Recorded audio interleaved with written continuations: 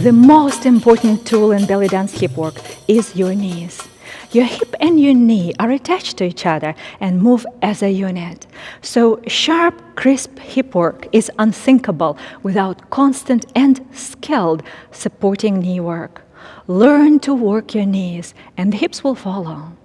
The most basic foundational movement in belly dance hip work is vertical hip slides. Both feet flat on the floor, knees together. Alternate, bending and straightening your knees. One knee bends, the other straightens. Your hips go up and down, following your knees. These are vertical hip slides. Bend and straighten. As your knee bends, your hip goes down, and as your knee straightens, your hip goes up. We'll keep our knee action going, but we'll focus on the hips now. Feel how your hips are going up and down.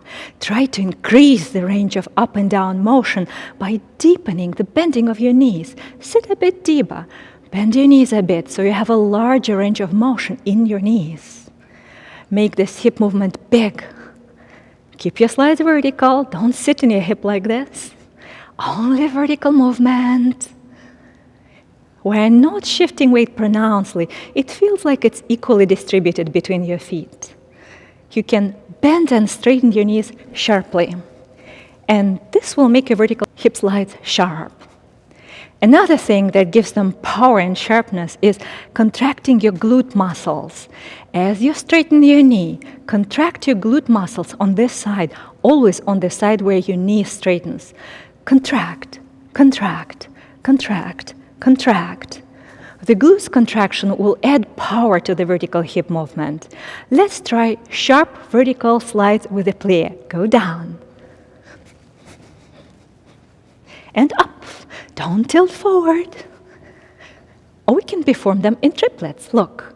1, 2, 3. 1, 2, 3. 1, 2, 3. 1, 2, 3.